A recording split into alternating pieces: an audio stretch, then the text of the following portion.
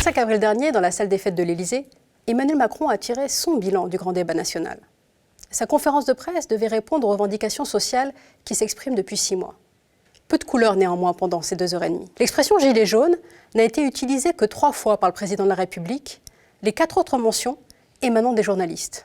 À croire que le fluo, utilisé comme avertisseur sur les routes, n'a pas suffi à rendre les gilets jaunes visibles aux yeux du président. Dans ses interventions publiques, il n'a cessé d'éviter de les nommer. Si Macron évoque ici d'emblée le mouvement des gilets jaunes, c'est pour mieux l'invisibiliser, en cantonnant la protestation au sentiment. Un profond sentiment d'injustice, un sentiment de manque de considération, un sentiment d'abandon. Il réduit le combat politique à une réaction affective, autant dire le contraire d'un mouvement social organisé. Sa manœuvre a aussi pour ambition de dépersonnaliser la lutte des Gilets jaunes en la présentant comme une lutte sans protagoniste, sans sujet. Emmanuel Macron ne dit pas « les Gilets jaunes sont en colère », il utilise des formules passives et des phrases qui laissent entendre que ce sont des abstractions et non des individus qui se manifestent. Je crois que la colère qui s'est exprimée n'est d'ailleurs pas le fruit de ces réformes. Nous sommes un pays où les désaccords s'expriment toujours avec force. Quand le président affirme que le mouvement des Gilets jaunes, je cite, a dit sa colère, son inquiétude, son impatience que les choses changent plus vite, plus radicalement, fin de citation, il favorise une lecture psychologique et non politique. Il est vrai qu'à travers leurs témoignages ou leurs slogans, les Gilets jaunes eux-mêmes ont évoqué leur colère, voire leur inquiétude. Mais dans les prises de parole des militants, ces termes sont couplés à d'autres qui disent la détermination, l'espoir, la ténacité, bref, l'engagement. Au contraire, Macron accumule des termes pouvant être perçus comme négatifs. En évoquant la colère, l'inquiétude et l'impatience du peuple, il ranime l'image ancienne des foules qui ne savent pas se tenir, se contenir, et les fait passer pour irrationnelles. Le président préfère souligner sa propre capacité à agir. Il est là pour, je cite, « proposer au pays les orientations du nouvel acte qu'appelle l'attente de nos concitoyens, nouvel acte de notre République ». Il aurait pu parler de nouvelle orientation, de nouveaux caps, d'infléchissement, mais il reprend le mot « acte » qui symbolise les mobilisations hebdomadaires des Gilets jaunes et le martèle, notamment à propos de ses projets de décentralisation. Sous couvert de répondre à la demande sociale de proximité, il propose un pacte territorial qui, je cite, « réconcilierait la métropole, la ville moyenne et le rural ». Fin de citation. Plus loin, il appelle de ses vœux, je cite encore, « un pacte productif permettant de viser en 2025 le plein emploi ». Fin de citation.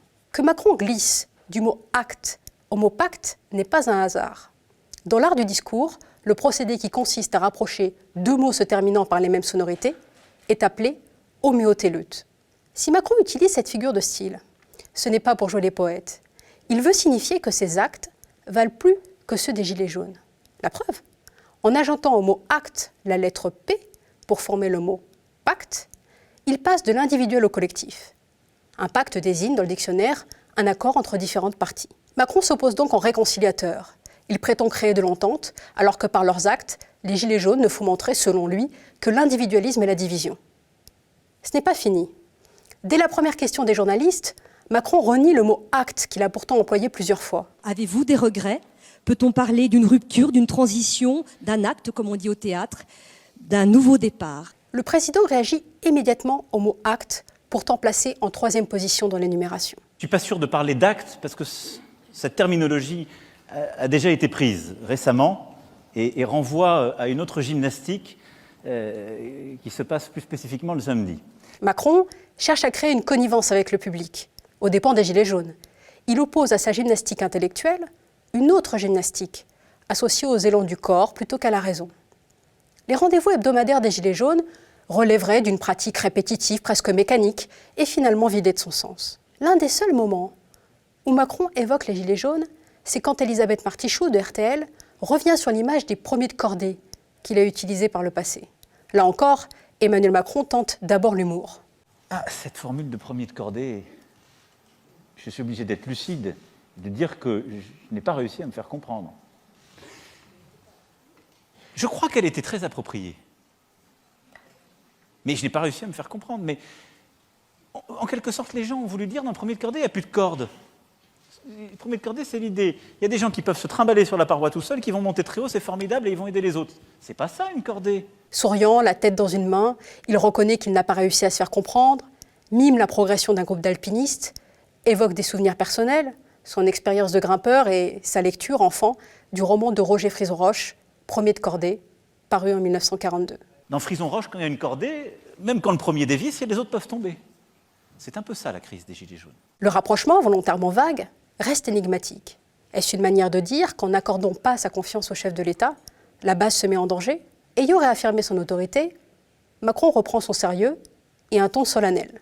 Quand il y a une cordée, on a une corde qui nous lie tous. C'est ça la nation, la solidarité profonde de la nation. Macron utilise l'image de la corde pour fixer son discours à ce qu'il appelle le terrain et lui donner une assise patriotique. Il entrevoit deux obstacles à l'enracinement qu'il souhaite. Les musulmans qui voudraient faire sécession et les élites mondialisées, toujours entre deux avions, élites auxquelles on serait tenté de l'identifier. L'orateur s'en dissocie. Il feint ainsi d'avoir entendu la critique des élites émanant notamment des Gilets jaunes. Mais il va plus loin, en ancrant son discours à droite.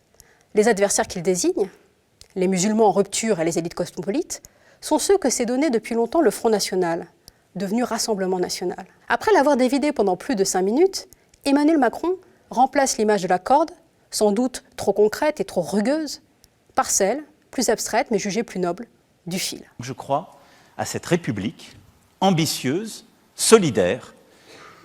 Elle a son fil et il est fort, mais il faut recréer les solidarités profondes et la responsabilité, tout particulièrement des décideurs au sein de celle-ci. Voilà ce qu'on appelle filer la métaphore.